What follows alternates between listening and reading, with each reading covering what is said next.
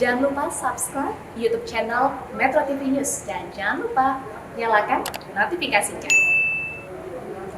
Sementara itu pemirsa, pemerintah memprediksi puncak gelombang Omikron di tanah air ini akan terjadi sekitar bulan Februari hingga awal Maret 2022 mendatang, di mana proyeksi ini berdasarkan pengamatan yang dilakukan oleh para pakar terhadap perkembangan kasus varian baru COVID-19 di Afrika Selatan.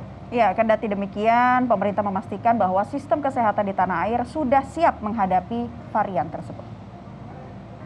Berdasarkan berbagai data yang telah kami amati, berangkat dari trajektori kasus COVID-19 di Afrika Selatan, puncak gelombang Omikron diperkirakan terjadi pada pertengahan Februari hingga awal Maret ini. Saya ulangi, dari hasil trajektori kasus COVID-19 di Afrika Selatan, puncak gelombang Omikron diperkirakan terjadi pada pertengahan Februari hingga awal Maret ini.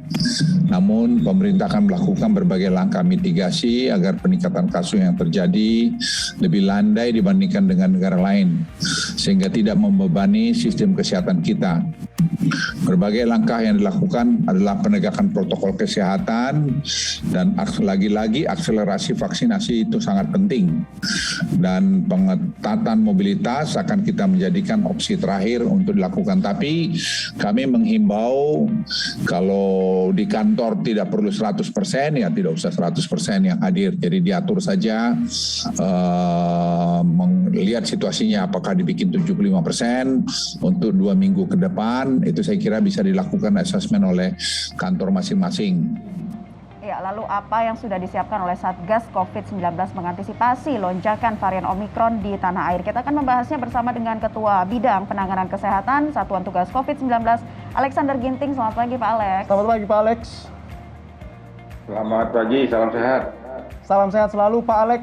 Data terakhir dari Kementerian Kesehatan per 15 Januari kemarin menyebutkan ada 748 kasus Omikron yang sudah terkonfirmasi di tanah air. Sejauh ini apa langkah yang sudah dilakukan dari Satgas untuk menekan agar angka ini tidak terus bertambah, Pak Alex? Ya, jadi sebelum kita berbicara mengenai Omikron, kita harus lihat juga kasus secara nasional ya, bahwa kalau kita lihat laporan tanggal 16 Januari, penambahan kasus positif itu 855 secara overall, secara keseluruhan. Walaupun angka sembuh 710. Dan kalau kita lihat kasus aktif secara keseluruhan yang ada sekarang di Indonesia dilaporkan lebih kurang 8.600-an. Jadi memang ini jauh meningkat dibandingkan awal Januari. Dan kemudian juga bahwa masih ada sekitar 4.100 suspek yang ada. Nah, kemudian khusus untuk Omikron, ini yang menarik. Jadi kasus Omikron ini yang awalnya itu adalah PPLN, jadi pelaku perjalanan luar negeri, di mana waktu itu masih didominasi hampir 95%, sekarang berubah konfigurasinya. Jadi konfigurasinya sekarang dari 725 kasus itu, 75% itu PPLN, tapi 24,8% itu sudah transmisi lokal. Jadi transmisi lokal ini beranjak naik, yang tadinya masih di bawah 5%, sekarang 24 atau 25% dari seluruh kasus Omikron yang ditemukan. Jadi ini nanti bisa akan berubah kalau misalnya pengendalian dan pengawasan di tingkat lokal, di tingkat komunitas, tidak bisa dilakukan secara kerjasama yang baik, dan ini akan meningkat. Oleh karena itu memang PPLN ini tetap kita harus minta dikarantinakan, semua yang datang dari luar negeri, apakah pekerja migran, pelajar, ataupun mereka yang jalan-jalan, untuk menekan supaya tidak terjadi transmisi komunitas yang semakin meningkat. Nah, untuk itu memang ada beberapa hal yang harus kita kerjakan. Pertama, bahwa pengawasan mobilitas, pengencangan mobilitas ini harus menjadi nomor 1, dan kemudian yang kedua penegakan protokol kesehatan. Baik. Jadi penegakan protokol kesehatan ini harus bisa ditingkatkan. Pak Alex, kalau berbicara mengenai memang kasus transmisi lokal juga sudah semakin bertambah, namun didominasi, lagi-lagi masih didominasi oleh PPLN begitu. Nah, kalau Anda melihatnya seperti apa terkait dengan aturan karantina ini, apakah harus diperketat lagi mengingat puncaknya diprediksi pada Februari dan Maret, Pak Alex?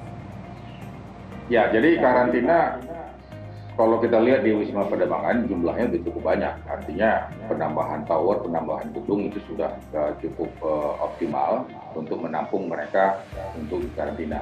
Yang persoalan sekarang ini adalah apakah memang cukup 7 hari, apakah harus 10 hari atau 14 hari, ini yang harus dikaji dan dievaluasi setiap minggu. Karena apa? Karena virus ini, Omikron yang sekarang ini belum tentu sama dengan Omikron di induknya. Kenapa? Karena kan kita mengakui bahwa virus ini kan selalu bermutasi. Kita ingat Delta. Delta saja dia mempunyai subvarian yang sampai ada 15 macam, 16 jenis. Ada AY.4.2, ada AY.4.3. Jadi artinya subvarian-subvarian ini juga ada. Jadi oleh karena itu maka dalam rangka proses karantina kita harus terus melakukan asesmen dan kajian apakah memang 7 hari atau 10 hari ini pas. Karena karantina sudah kita kerjakan dari mulai sejak beberapa bulan yang lalu. Tapi tetap aja ada transmisi lokal. Artinya ini yang harus dievaluasi dan dilihat kembali. Demikian juga misalnya untuk perjalanan untuk melancong atau jalan-jalan ke luar negeri, khususnya ke negara terjangkit, misalnya seperti beberapa daerah Timur Tengah ataupun juga di Turki ataupun di Eropa ataupun di Amerika. Tentu ini juga harus perlu dikaji berapa lama ini karantina yang harus kita kerjakan. Dan yang paling penting sebenarnya karena kita melihat bahwa ada kecenderungan angka kenaikan local transmission yang tadinya imported cases sekarang sudah hampir 25% local transmission, ini memang harus dikawal. Jadi salah satu pengawalan ini khususnya DKI Jakarta karena kita lihat hampir 90% ada di Jakarta, maka ini Jakarta harus meningkatkan, mengaktifkan yang disebut dengan PPKM skala mikro. Baik. Jadi PPKM skala mikro itu bagaimana kepala kelurahan mengaktifkan RT dan RW untuk melihat lalu lintas masyarakat warga sekitarnya. Siapa yang sakit, siapa yang bergejala, yang juga menjadi pertanyaan kami, Pak Alex, melihat bahwa perkembangan dari transmisi lokal yang saat ini tadi Anda katakan sudah mencapai 24% bahkan ya untuk penularannya, dan apakah ini juga nantinya akan menjadi salah satu bahan kajian untuk meningkatkan level PPKM di beberapa wilayah terutama di DKI Jakarta saat ini masih level 2. Apakah ada kemungkinan mungkin Pak Alex untuk membatasi mobilitas masyarakat? Ya, jadi saat ini sekarang DKI sudah dilaksanakan PPKM level 2. Tapi sebenarnya yang paling penting dalam mengatasi varian Omikron ini, karena dia penularannya sangat cepat, adalah bagaimana pengendalian mobilitas itu ada di tingkat RT, RW, dan di kelurahan. Dan kemudian juga bagaimana pengendalian kontak tracing itu juga di level kelurahan dan juga di desa. Di samping juga untuk meningkatkan vaksinasi. Soal nanti apakah ini akan masuk ke dalam PPKM level 3, ini tentu nanti akan diatur berdasarkan kajian secara menyeluruh. Karena PPKM itu tidak hanya menyangkut soal transmisi atau infeksi, tetapi juga menyangkut KOR, termasuk juga pencapaian vaksinasi, dan juga termasuk juga bagaimana kehidupan ekonomi yang terus harus bertumbuh. Baik Pak Alex, berdasarkan dari pengamatan, pengalaman, belajar dari negara-negara lain, varian Omikron di negara-negara lain ini mencapai puncaknya pada kurun waktu 35 sampai 65 hari begitu. Artinya kalau misalnya memang Desember kasus pertama kita, berarti memang Februari Maret ini diperkirakan akan mencapai puncaknya. Nah, apa langkah mitigasi yang dilakukan Satgas Penanganan COVID-19 dalam hal ini terkait juga rumah sakit sendiri, apakah sudah disiapkan jika terjadi lonjakan varian Omikron ini seperti apa nantinya? Ya, jadi gambaran besar dalam penanggulangan ini ada dua hal yang harus kita lihat. Satu, pengendalian di sektor hulu, sebagaimana tadi yang sudah kita bicarakan. Yang kedua adalah kesiapan dan kesiapsiagaan dari sektor hilir, yaitu rumah sakit. Kalau kita lihat dari laporan dari dashboardnya DKI, bahwa keterisian tempat tidur rumah sakit memang sudah naik, tapi baru 19%. Dan kalau kita kaji lagi yang 19%, kita elaborasi, maka tempat tidur itu lebih banyak diisi oleh ruang isolasi daripada ruang ICU. Ini perbedaan kalau kita lihat di bulan 7, di mana di bulan 7 orang datang ke UGD rebutan untuk mencari ICU. Tapi sekarang ini lebih banyak arahnya ke tempat tidur. Oleh karena itu memang rumah sakit nanti harus menyiapkan atau melakukan persiapan konversi kalau misalnya nanti bor meningkat. Paling tidak 30-40% akan berubah yang tadinya non-COVID menjadi COVID. Tentu strategi ini tentu sudah akan dipahami oleh semua rumah sakit yang ditetapkan menjadi rumah sakit rujukan.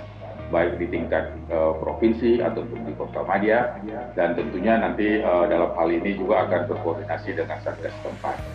Dan apa yang harus kita siapkan juga adalah di samping juga tempat tidur tentu SDM-nya. Jadi kesiapan perawat, kesiapan dokter, dan termasuk juga logistik. Dan tidak kalah pentingnya juga adalah obat-obatan dan juga oksigen. Jadi ini yang harus kita persiapkan di kala mana kita menghitung, di mana kalau kita lihat di Afrika Selatan dalam tempo 35-65 hari rumah sakit terisi, maka perkiraan kita di sekitar akhir Februari ataupun di awal Maret, ataupun juga kalau misalnya lebih cepat di pertengahan Februari, rumah sakit ini harus siap menerima. Tetapi ini bisa kita cegah kalau isoter di sektor hulu bisa kita siapkan. Artinya bagi mereka yang positif, bagi mereka yang sakitnya tidak bergejala, mereka diisoterkan.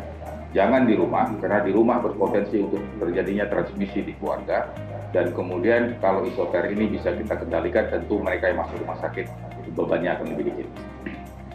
Baik, ya kita harapkan tidak ada lonjakan kasus karena memang segala pengetatan untuk termasuk di pengendalian Omikron di tanah air ini sudah cukup maksimal dan kita harapkan tidak ada lagi lonjakan kasus Omikron di tanah air. Terima kasih Pak Alexander Ginting, Ketua Bidang Penanganan Kesehatan Satuan Tugas COVID-19 sudah bergabung bersama kami di Selamat Pagi Indonesia. Selamat kembali beraktivitas Pak, salam sehat selalu. Terima kasih Pak Alex.